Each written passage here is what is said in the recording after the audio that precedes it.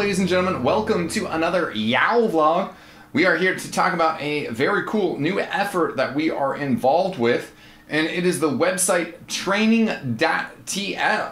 Now, this crew of fine gentlemen had been working on a new training map to kind of take over for Walkway. This map is called Airway and was produced by a very fine gentleman called Alfier. And, you know, it's definitely meant to just kind of take that Walkway map and evolve it to the next stage. So there's a lot of the same features that you've seen before in Walkway, as well as some new features that they're working on, and, well, more updates on the way. So, go to this website, check it out. You can see a list of all the servers that they have across the world, and just easily click in to join. They also have a very powerful stats tool that just dredges everything off there, keeps track of everything, and a lot of cool features that are in the works for that, including like a report card that you get for how you're doing on all your different classes. Very cool stuff. I also had the opportunity to sit down with two of the members behind this and have a quick little interview talking about with Seven and eXtine. Let's go to that now. Now here with Seven. How are you doing, man? I'm good, man. I'm good. How are you doing? Doing excellent. Very excited about this Training Wheels effort. Why don't you tell me a little bit about its background and how this got started? Oh, it got started because I used to be a competitive Quake and Team Fortress 1 player, and I played TF2 for a bit as well, and I left it for a few years, and when I came back, I realized the game was a lot different to what I'd left, and I wanted to learn how to get good again, knowing that I could play really well. So I wanted something that would basically be a really good training sort of a training roadmap, if you will, from knowing nothing about the game to being good again at comp level. So I grabbed a bunch of training maps on which to practice. Came up with Walkway was the one I liked the most. We made a server of it, the first Training Wheels server, about 2.5 years ago, and it was just set under the conditions that when you join, you're automatically put on all the same team. You have control over the bots, etc. And the network conditions are the same as the network conditions you get in a real game. So you can jump in having never played the game before and, practice, learn how the basics of FPS work. You can jump in having not played the game for years, learn how the new items work, or you can jump in for 10 minutes before, a pickup game or a clan match and just really hone in your loadout and your muscle memory skills. Nice. Now, you guys have servers all across the world. Have you guys gotten any interesting information on that off of where players are coming from? Yeah, actually, we started using at the start of the project, because we figured, Orc, who's my partner, he's in Jersey, and it gave us sort of this planetary look at things. And we started using the word planet instead of world, because when you say world, you sort of picture a 2D map. When you say planet, you think about, the planet and where people live. So we basically just went through the population densities on Wikipedia and in the big sort of centers of people, and also from watching your channel a lot as well, we got a feel for the different countries where people play.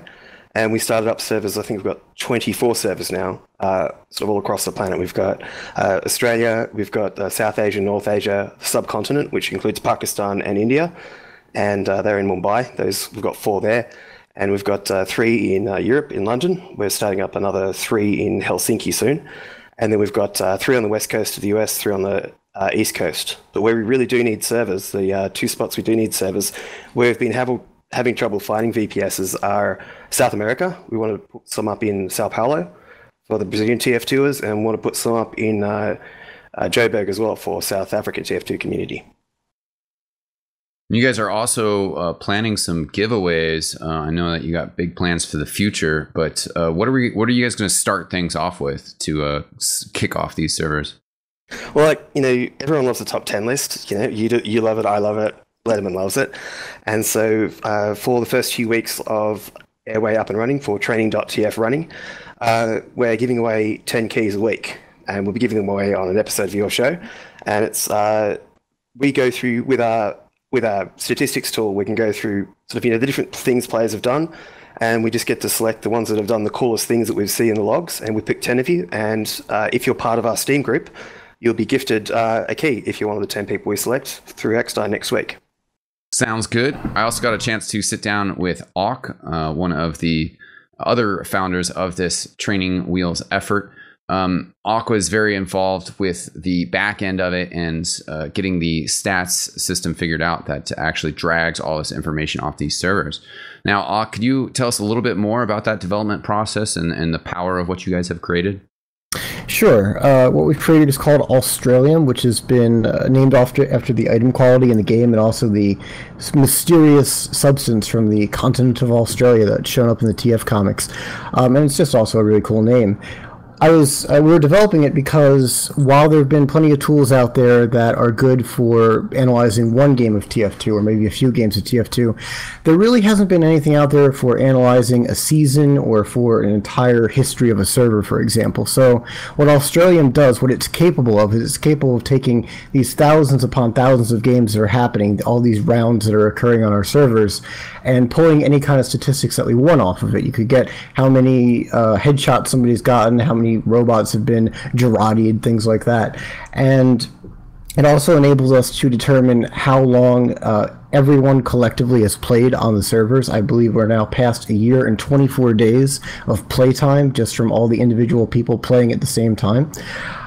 So it's really interesting to be able to look at all these different games and the trends across these different games, and we're hoping to develop this into a tool that not only historically analyzes these games, but also is capable of analyzing live games and showing heat maps, for example, of competitive games that enable you to see where people most often die or where pushes occur.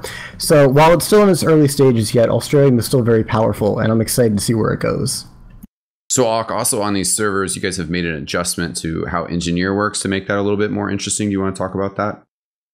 Sure, absolutely. One of the first things I did when we had Airway set up was I went Engineer, and I started playing a lot of Engineer because it lets you do all these crazy sentry jumps and things of that nature, but it got kind of boring after a period of time. You have everything set up, and because in a live game you've got everybody trying to take out their, your sentries and other buildings. On Airway, since everything is just a clone bot that runs from one end to the other, there wasn't really any danger. There wasn't really anything to do once you had it set up other than maybe pull out your Rancho Relaxo and chill out on top. So we added a mechanic that decays each building's health. And the reason why we have that, the backstory reason is because the Engineer's buildings don't function as well at the extremely high altitudes of Airway.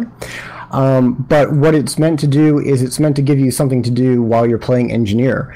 So you set up your buildings, they randomly take damage every 10 or 15 seconds or so, and it means that you have to actively work to get them to keep them set up, which also means that you can't just join, play Engineer, set up a sentry close to spawn and just sit back and watch bots die in front of you. You actually have to do something to participate in the game to keep them going. So when we started that out and we play tested it, came out really neat. It was a lot of fun to have to run around and rescue ranger each other's sentries and things like that, while it still not being like horrifically annoying, like you would place a building, it would just explode. Nothing like that. But it did give you something to do, something to train on when you were playing Engineer. Are there any other types of similar features to kind of spice up the map that you guys might be adding in the future? Yes, actually, we're coming out with what we like to call the Actively Fun update. Airway is already a ton of fun to play on. We have personally spent many hours just sitting there blasting clone bots away. But with the Actively Fun update, we've decided to give a goal to the map besides just training. It's a goal that kind of sits in the background. It's not as important as the training itself, and you can keep, sit there and do your headshots like Seven loves to do and not be interrupted. But it's a simple mechanic. Every 30 seconds or so, a intelligence briefcase will spawn in the robot spawn, so you can't just sit there and camp it. And one of the clone bots will take it and run down the airway, and if they get down to the end of the airway, it counts as a capture. If they fall off the edge, the intel is considered lost, so they've captured it. But if you manage to kill that clone bot that has the intel, you can run to the capture zone at the end of the airway and capture it yourself, which grants, like in any other CTF match, it'll grant you 5 seconds of crits, which allows you to train all of the mechanics that you would have to worry about if you're getting Crits Krieg charge on you, for example. But it's also just a lot of fun to kill a whole bunch of clone bots with it. So it also introduces this idea of sort of the defending, so you're not just killing things mindlessly, you actually are defending the bots from falling off the edge, which you've actually seen people do.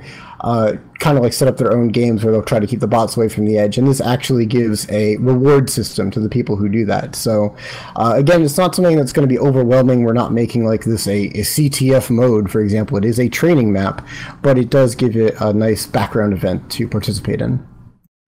All right, well, that's pretty much it, ladies and gentlemen. We will be back in a week with the results of their first week of their giveaway. That's definitely a really cool thing, the way that they're going to be able to drag stats off of the server and then reward people for that. So we'll be back next week with details on what those players did to win those keys. Definitely check those servers out. If you just need to mess around, build some sentry guns, do some jumps, practice your shots, definitely suggest you check out Training.tf.